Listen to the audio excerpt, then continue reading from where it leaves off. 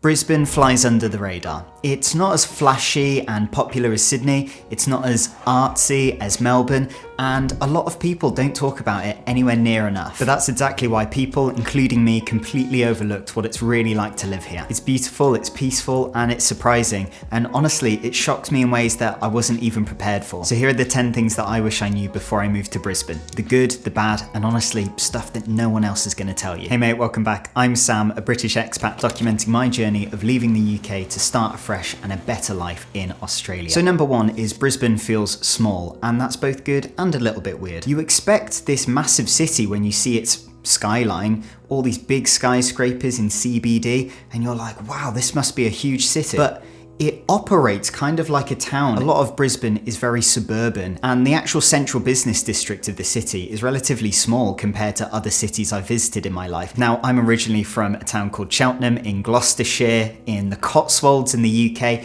and Brisbane compared to Cheltenham is massive, absolutely massive. Cheltenham is a teeny tiny town. It takes you about 15 minutes to get from one side of the town to the other in a car. So that just puts things into perspective. But growing up, because Cheltenham is sort of split between the countryside and the town lifestyle, I sort of grew up thinking, oh, this is a pretty built up place. And then, moved to Japan, moved to Osaka, moved to Brisbane, and I'm like, how wrong I was. So if you've got a car, it's super easy to get around. I mean, some of the motorways can sometimes get clogged up with the rush hour traffic, as any city. Also, the buses are really reliable here, much more reliable than the UK buses, I have to say. And currently they're doing a deal where any bus ride across the city is only 50 cents, which is so awesome. Now, I've heard some people refer to it as boring, but honestly, unless you want to be clubbing until 6 a.m. in the morning, Brisbane is not boring at all. There's actually so much to do. And I see Brisbane as the more wholesome, family-friendly city. Now, I'm married and my wife and I, we do plan on having children one day,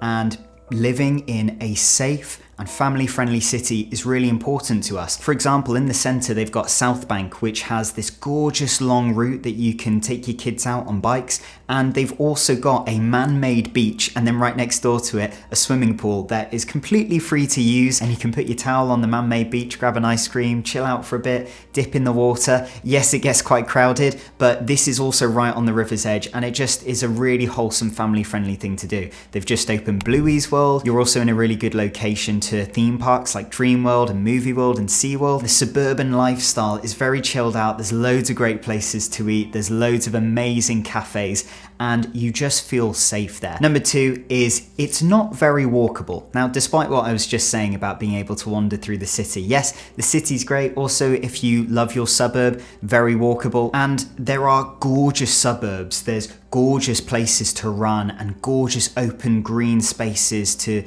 take your family and to go on bike rides and all of that. But you will find that to get to a lot of those places comfortably, you will need a car or you'll need to get an Uber. So that's one of the very few downsides about Brisbane. And public transport is pretty good here with their buses and their trains, but it can obviously have its patchy moments, as you would expect on certain holidays throughout the year. And this might seem obvious, but the reason why I'm saying it is because it affects your lifestyle a lot more than you think. When my wife and I first moved here, we didn't get a car for a couple of months because we thought, we'll be fine, we won't need one. But then we quickly realised how frustrating this is. But the good news is that in Australia, things like registration and insurance and fuel, in my experience, is much cheaper than the UK. So it's a really good place to get a car. Also, if you're enjoying this, would you mind just doing me a favor and hitting the like button? It really helps to support my channel. Thank you. Number three is finding a rental apartment is difficult. I thought after my experience of trying to rent a place in London, finding it really hard to get accepted on a struggling actor and freelance video editor's salary, we thought it would be way easier in Australia. And we very quickly realized, no, there is also a cost of living crisis here.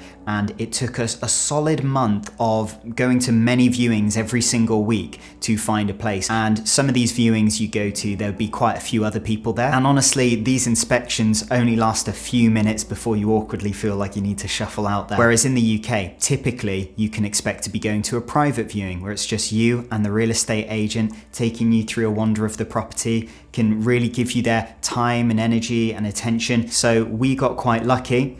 But you could expect to be looking for an apartment for upwards a month, or 2 or even 3. So I can't say this enough. If you're planning on moving to Australia, make sure you've got some short-term accommodations set up after your visa has been granted. I'm really grateful I have my in-laws here to look after us and that we could stay in their spare room, because if we didn't have them, you know, we would be staying in like Airbnbs and spending thousands of dollars. So yeah, definitely get that sorted out before you come here, because finding a rental can take time. Number 4 is your lifestyle will be upgraded. And this applies even if you're an Aussie moving from a different part of Australia. There is something here for everyone in Brisbane. Brisbane is such an active community. People are out walking their dogs and running and exercising in the park and hanging out with friends at coffee shops outside in the gorgeous sunshine. And you don't necessarily plan to do this, but because you'll start making friends here that have this way of life as well, you'll start, you know, following what they do and getting out with them, and your life just slowly starts to get better here. And from what I've seen, unless you're a CEO of one of those skyscraper companies in CBD,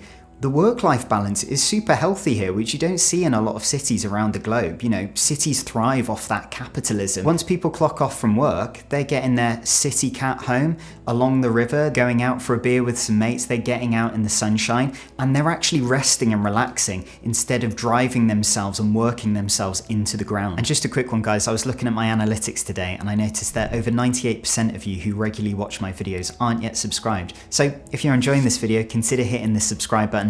Really helps me to improve these videos all about Oz. Thank you. Number 5 is it's not cheap. Everyone thinks because it's not Sydney or Melbourne, it's the budget option.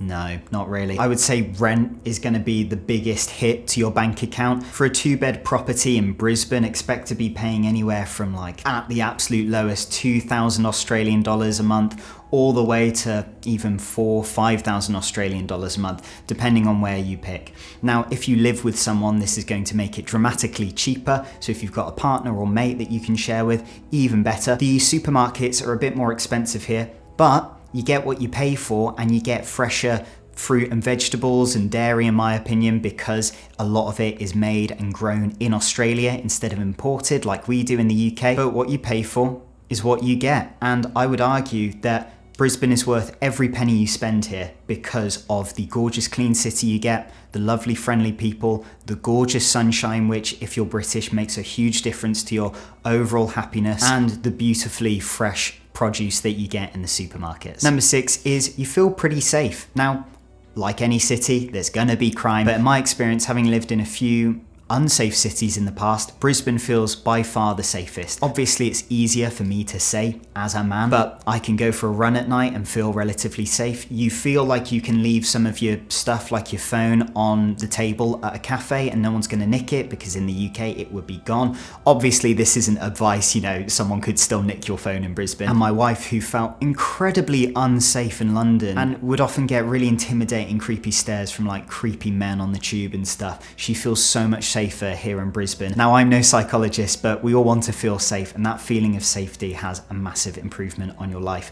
And Brisbane is one of the safest cities I've ever lived in. And just a quick one, guys, if you've been watching my videos and they've helped you, I've just launched my Patreon, and it's the best way to support this channel. So links below, I'd love for you to join us. Number 7 is the pace of life is slower, which is nice. Living in London, oh my gosh, it's not even a stereotype how everyone's like business, hustle, be an entrepreneur. It really is like that, and that's why people will push into you on the tube and they will forget their British politeness. If that happens, you know, only really in London. In the UK, people are, you know, generally a lot more polite. But in Brisbane, less hustle, fewer impending deadlines by the feel of things. Some people might think, oh, surely this is bad for your, you know, ambitious goals. Surely this is a hindrance. Not at all.